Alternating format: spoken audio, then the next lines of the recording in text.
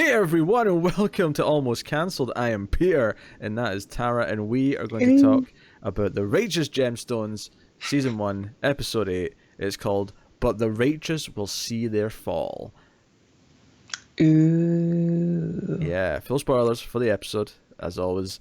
And I mean, I was not prepared for one of the lines of dialogue that took place in the opening scene. But Baby Billy and his wife are dropping off Judy at her home, and they're just kind of, they're like, oh, you're doing great, Judy, yeah, all bullshit, as we see later in the episode. But not that I really thought it was genuine at this time either. But Judy gets out of the car, walks away, and like without skipping a beat, like she's not even at her front door yet, like she's just a couple of steps away from the car. It just cuts to Baby Billy, and he says, "Now, who wants to suck an old man's dick?" With a giant shining grin on his face. And I thought that it was going to cut to the title there. I thought it was going to go the big cross and the Yeah. With the choir music. Yeah. And instead it literally just actually cut to the scene where he's getting his blowjob in the car, and he's just yelling things like, "You've got a gift! Oh, this is my favourite part!" Yeah, he was kind of talking like he does on stage, giving her a sermon. He was feeling the power. He was feeling how did they put it? The juices of God flowing through him. He could feel it. Oh, God. It's somewhat, I don't know why, but the scene is somewhat easier knowing that Walton Goggins is the younger man. Not that I'm ageist. I don't think you can afford to be anymore, Tara. Screw you. I get it. All right. I'm an old. So I don't know how to Netflix. Oh, I go to sleep at like 8:30. So Baby Billy was getting his a bit of fellatio here. They're hit by a certain red van, which happens to be on its way out of the compound, because of course this is Scotty with his money. Yep. And I was like, oh, this is unexpected. I didn't see, this is all of a sudden these things just literally crashing together. And they get out and they're kind of in. I was actually surprised there wasn't some, because he's literally, getting ahead when they're hit by the van, and I was half expecting like her biting it off or something like that, because of the sudden jolt or something. But apparently, he was unharmed, miraculously unharmed. Well, I mean, it sounded like they were just about done, so maybe. Maybe just in the nick of time. It pulled out just in the nick of time. Okay, all right. I bet it's messy as well, because you really think getting hit by that van, there was a moment where he said, "Oh, I better clean up the mess before we deal with what's going on." No. There's just some rogue. No. There's some rogue jizz somewhere in that car. It's just somewhere. Yeah, it's Baby Billy. I'm pretty sure there was some rogue jizz before they got into the car that night. Yeah, let's not look at his car with a black light. You might Yeah. Maybe the stuff in Nightmares. What was that joke in the office? They go to the hotel, they put out the black light, and they see like a bunch of stains and stuff. And like, well, it's either semen, blood, or urine. And Michael's like, "God, I hope it's blood." And I'm like, you know what? Yeah, I think I was hoping it's blood too. Blood's the better one. Blood's less disgusting for some reason. I don't know why. Yep.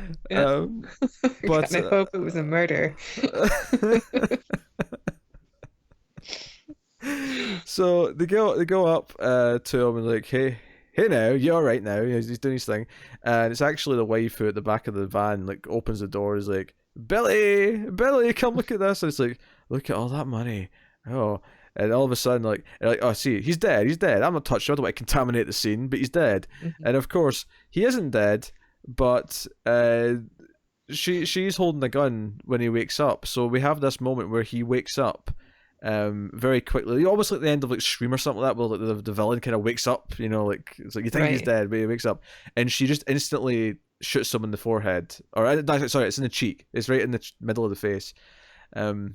without missing Yeah, a but it beat. comes out the back of his skull. So It does, yeah. he's dead. He's dead.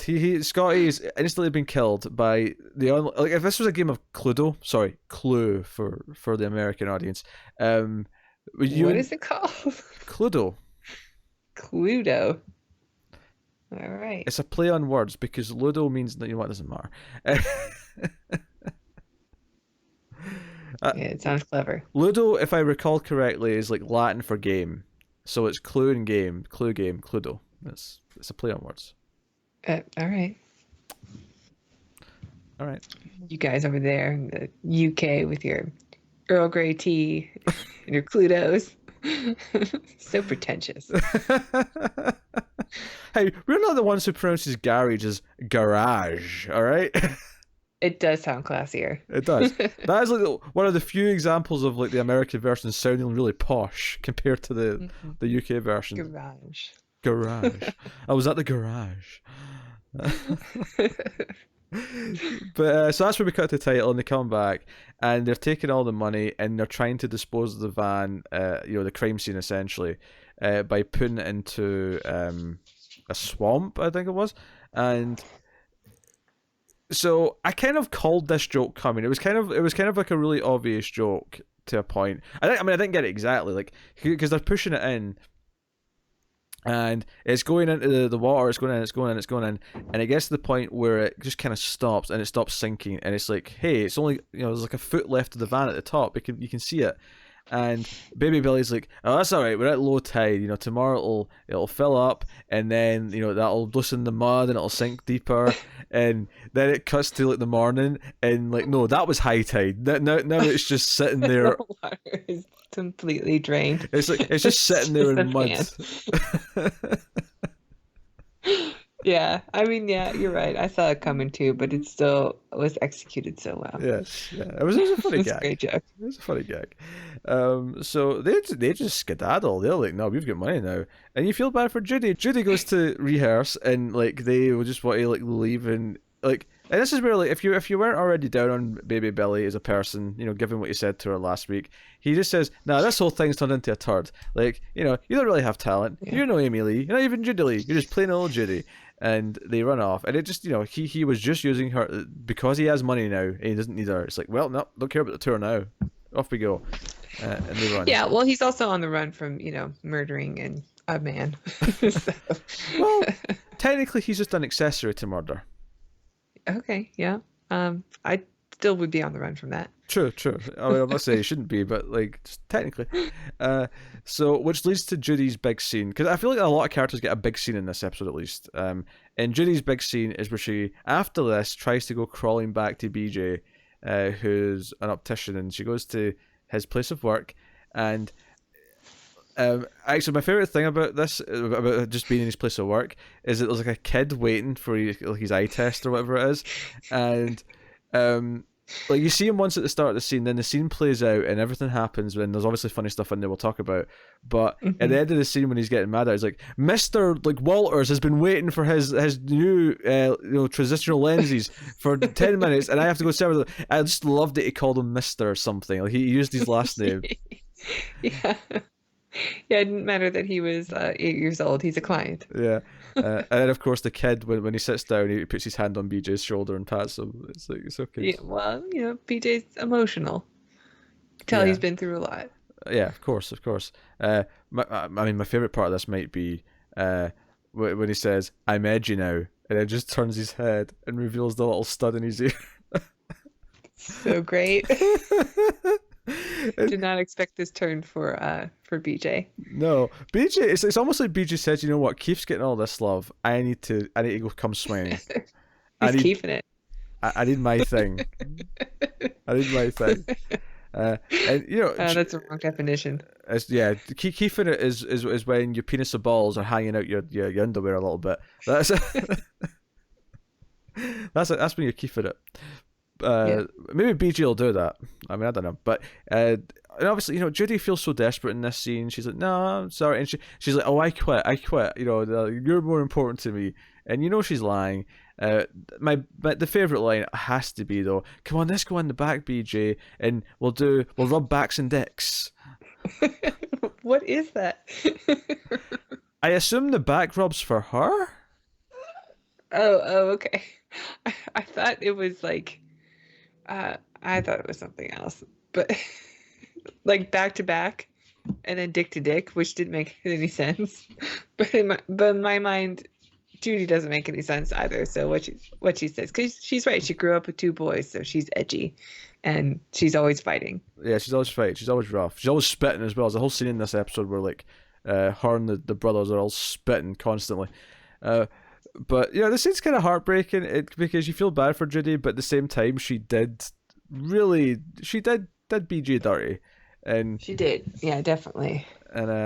she gets really accusatory at one point. His like co-worker comes in, this big woman named Denham, I want to say it was, Yeah, and like she just brings him his lunch, and she went and picked up some lunch for both of them, and Judy gets all the fizz like, "Hey, are you sleeping with my man? You want to sample the clean dick?" It was something like that. She said something like that. yeah.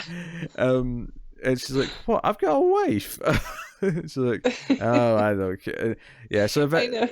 She clearly could be less interested in BJ. yeah, and But Judy's just like filled with rage and jealousy, and anything that could be interpreted as somebody is interested in BJ is gonna spark something in Judy, something terrible. something terrible, and yeah, it leads to a very like her rage when it becomes unleashed. She's been forced to leave. She storms out. She gets to the car park, and she notices apparently Denham's got a custom license plate, saying Denham 1 because there it is. Do you think that's actually her car? I mean, is it her car? I thought they were going to do that joke actually. I thought she was going to come out and be looking at it and be like, "Wait, that's not my car." Right. Because she came out and she didn't really look mad. She looked like just what the hell's going on? And this is fascinating to watch because this woman's having a meltdown. Yes, and we don't even explain what the meltdown is yet. She's taking the shopping trolley, or cart, depending on your verbiage, and she just starts slamming the trolley into the car, and I'm like, that's not really doing that much damage. But she does it so many times, you can actually see the same two little dents all along the car, like Oh yeah, just every time she's hit damage. it. Yeah, and then when the security comes out, she just kind of gets into rage mode and like she starts chasing them. She just starts chasing them with the trolley. She like growls at one point. I love the stare down that she does between the two security guards, like it's the end of the good, the bad, and the ugly. Yeah. Before she charges at them. Yeah, they really got fun with the directing here to give it some pizzazz, and of course that just leads to Eli having to come down and bail her out. He hands the cop like just a wad full of cash, and gets her out of the jail. But so that was Judy's main thing this episode. And Judy was filmed by strangers also.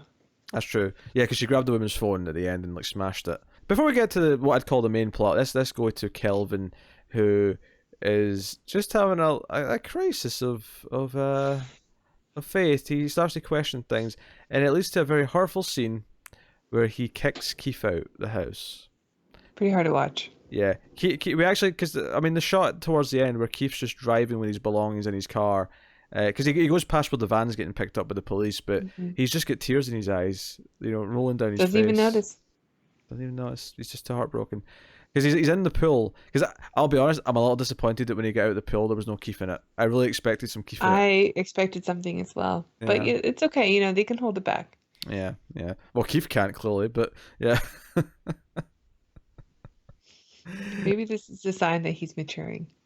Yeah, because Kelvin yells at him, "Get out, get out." He's like, "You don't mean that. I'll call security on you." "You don't mean that, Kelvin." And he has to slowly walk out the pool, and it's just heartbreaking. Like, what are you doing? Yeah, I mean, Kelvin unleashes his own inner rage too that's been bottled up because he has to yell at Keith because Keith is a golden retriever. Like, he will stay like, "No, I love you. I'll stay. You don't mean it. Let's just forget about this and share some pudding pops or something." I don't know. But then, but Kelvin has to like really yell at him for him to go. Yeah. And it breaks Kelvin's heart too, because he has to dive into the pool after to cry.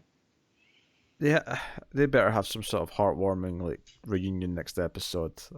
They better. I need like the I need it. This can't be my Keith. All I get of Keith now until the next season, I because who knows know when that's going to be. I know that's gonna be like a whole year or so away. We can't have that. I don't S- want a Keith cliffhanger. Oh, so that was basically that. But if to go to the main plot, which of course is Jesse and Gideon, and of course Amber discovering that Gideon is behind all this. Well, everyone discovering that, I suppose. But he does do this thing when he's being questioned here at the opening scene with these characters. Mhm. He actually covers for Jesse, and Jesse knows that he's doing it. He's got that because he stays oddly quiet. Eli points that out. You've been very quiet, Jesse. You're right. And that's where one of your favorite lines came in. Yeah, he says, I think I'm still suffering from toxic shock syndrome, which isn't what he thinks it means. Is it even a real thing? I thought I just threw some words together. No, shock syndrome. It happens when you get uh, like you ever hear about those people who rock climb something and then they get stuck under a boulder and then all the blood that's stuck in there becomes toxic because it's been still and Ah, okay. basically uh, your blood goes bad just from that area. So when you get loose, all that bad blood goes back like in through your system and it can cause uh, I think that can also kill you. Like it's really dangerous. But it's most commonly, even though it's not a common thing, it's always on the side of the Tampax of like tampon boxes because if you use like the really super absorbent ones, like that's a risk. You can cause toxic shock syndrome. So I'm sure he's seen it before because of his wife's tampons. I did not realize there was risk of death from tampons, but that's just good to know. Yeah, Um, gotta be careful, ladies. yeah. So, but you can see it. Jesse like sees that Gideon's covering from it. Gideon's making a choice here to not like incriminate him, and you can see it affect him. And and it kind of hurts when Amber says, get out of my house, son. I've already lost one son. I don't want you influencing the other two. So you're leaving. It was heartbreaking to watch because Amber really loves her children and she's been covering for Gideon and trying to apologize for him for the whole season. Yeah. Uh, and Jesse comes to see him afterwards, and he's like, "Hey, I can talk to your mom, or I can do this." And he's like, "No, I want to leave. I feel free. Finally getting off my chest." And he gives him the hard drive, with the footage on it. And although Jesse calls it a metal computer thingy or something to that effect, but Jesse can't let this slide. He feels like he has to come clean. So Mhm. instead of just doing that on his own, he invites all of the incriminated men with their wives over. And one of them brings her two daughters. And yes, They're like 7 years old. the fat guy who was naked on the video brings his two kids, and of course it was his wife who was the one that was speculating things and looking at the emails a few episodes ago, and Mhm. Jesse's like, maybe you shouldn't bring the two kids. Like, well, we could get a babysitter. They like movies. Like, no, you really don't want to bring So they go to the screening room because he admits that okay, there's some incriminating footage that I was being blackmailed for, and he says, okay, there was some indiscretions and there was prostitutes involved, and it's like, and Amber's like screening room and now. So they go to the screening room. It's like a proper home theater, and they open things up, and like Jesse's like sort of like narrating the footage, and Uh-huh. we see it, right. But the reason why this scene's so fun is just all the various reactions from the wives and all the men cringing. And my favorite line is as the fat guy's family's storming out, he says to his kids, "That's not daddy, that's CGI, baby."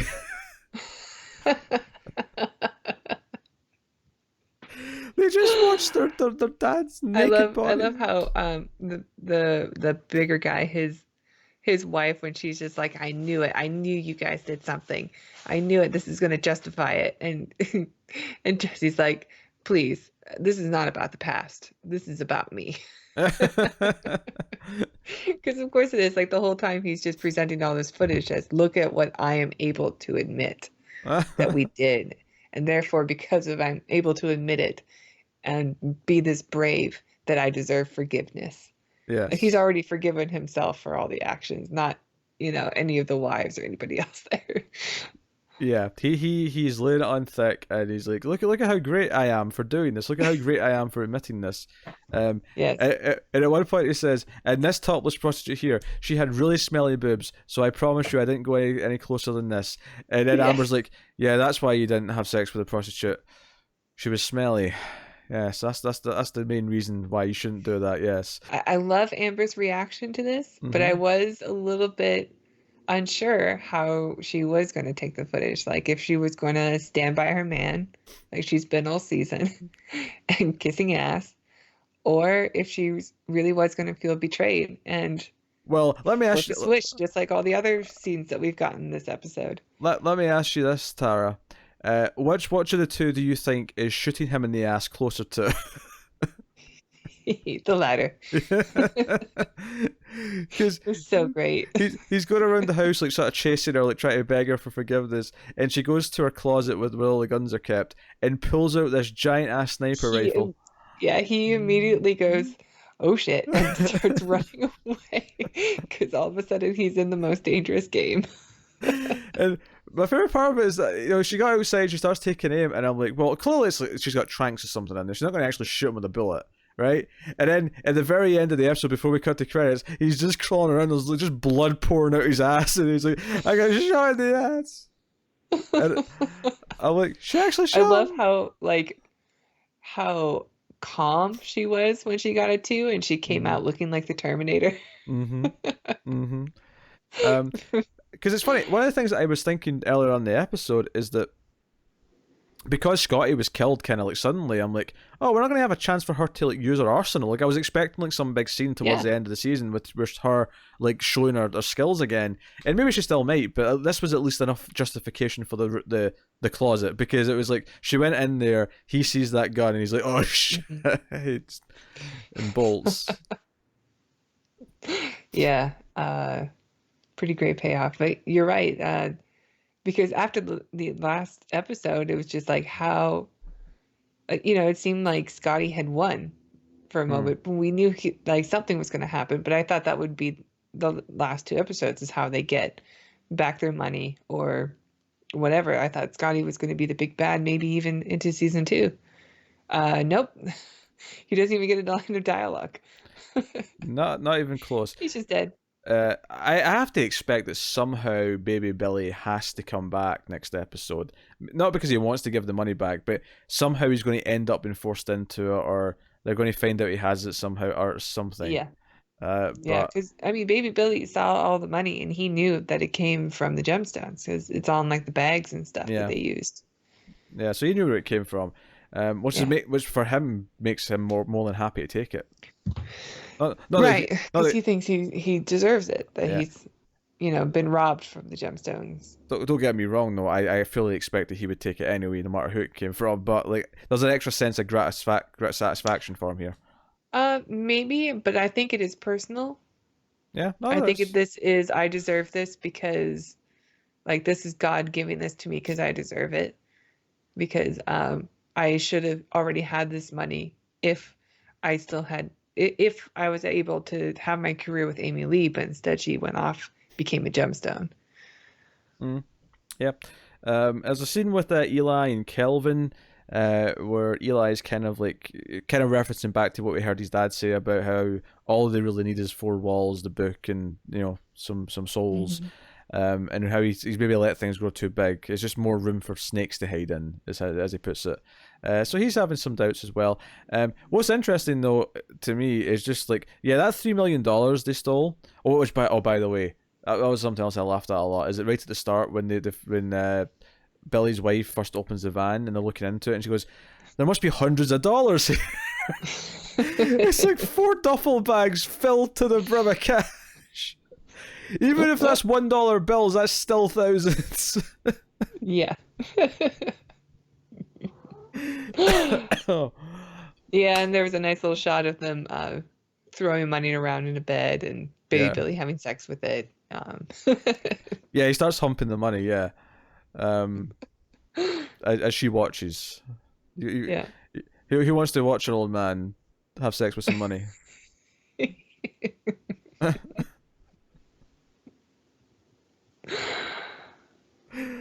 Oh dear. Yeah, Goggins needs to be back season 2. Goggins is too good. Oh yeah, he's great. He's too funny. We can't not have him in season 2. Uh, Mm-mm. so I hope whatever happens next episode, somehow he ends up sticking around because he has to. Yeah, I hope he doesn't get suddenly shot in the head either. Yes, yes. So no, But we only have one more episode. we do. We have one more. We got the finales next week. Better be 2 hours. I would probably enjoy a 2-hour episode next week, but I don't think that's what's happening. I don't think so either. No, I think we'll get maybe we'll get like a 45-minute or something like that, a little bit longer. But I bet we get a cliffhanger. Sure, maybe More Keith, please. more Keith. Maybe Judy will reveal she's pregnant from doing all that sex, or something. I don't know. Oh yeah, yeah. Yeah, I suspect this isn't the end of Judy and BJ's story. Oh, I hope not. At least, I need more of that. I need more of that in my life. I need more of him saying he's edgy now, and then the slow turn, the slow turn, just to reveal the earring. Yeah, he's great. It was the way they done it as well with the audio, because the audio feels like it was drowned out as he did the slow motion turn, and then it all came back in the second it cut to the next shot. It felt like time stood still for a second, so we could all just appreciate it. Yep. Very well done. Very well done in that sense. I agree. Yeah. So, yeah. The show's fantastic. Yeah, the episode is, up there with some of the best of the season. Most of the characters get a chance to shine. Maybe Scotty doesn't, because Scotty just some genuine emotion too. Like I really welled up when Jesse and Gideon had their scene together. Mm. It's hard to watch people cry like that, and it felt real. Like it was really good. Mm. I had real emotions there. Yeah. There's a couple of moments in this where I felt kind of bad for certain characters in certain moments. It happened probably like 3 times. I felt bad for BJ, and to an extent Judy as well, even though she'd made her own bed. I felt bad for Keith, Gideon of course. and Keith, obviously, yes. The legend that is Keith. I felt bad like when and when Amber told her son to leave, that was really hard to watch too. That was a lot of highs and lows in this episode for emotions. Yeah. So no, I'm fascinated to see what the finale is going to be. Because I think I can predict it, because this episode completely just took it in directions that I would never have guessed. So do not have expectations other than you'll have a good time. Yeah. But that is episode 8 of the Righteous Gemstones. We'll be back next time with episode 9, which is the season finale. So let us know what you thought of this episode in the comments below. You can like and you can subscribe and all that stuff. Get us on the Twitters at mailed_fuzz for channel updates. If you want to support the channel and everything we do here, you can head over to patreon.com/mailfuzztv, where you can support us for as little as $1 per month, and you get bonus stuff for that $1. Higher tiers get you voting rights and things like that. So go and have a look and see if you're interested. But ultimately, it helps keep all the content coming. So go and have a look see. But otherwise, check out other stuff we do, other shows that we review. We've been reviewing Our Boys as well. We'll be reviewing Watchmen soon. And obviously, we have a sci-fi movie podcast called The Atomic Cinema Experiment. And obviously, it's October, so it'd be weird not to mention the horror movie podcast, Screams After Midnight, which is doing its marathon month, where there's an episode every single day. So check out some of that if you're into horror movies. But that is us. So thank you once again for watching or listening. I always appreciate it. Keep watching TV, guys. And yes, I let Tara off the Patreon thing because I'm feeling like I'm being nice. So thank you once again. Have you got any vanilla?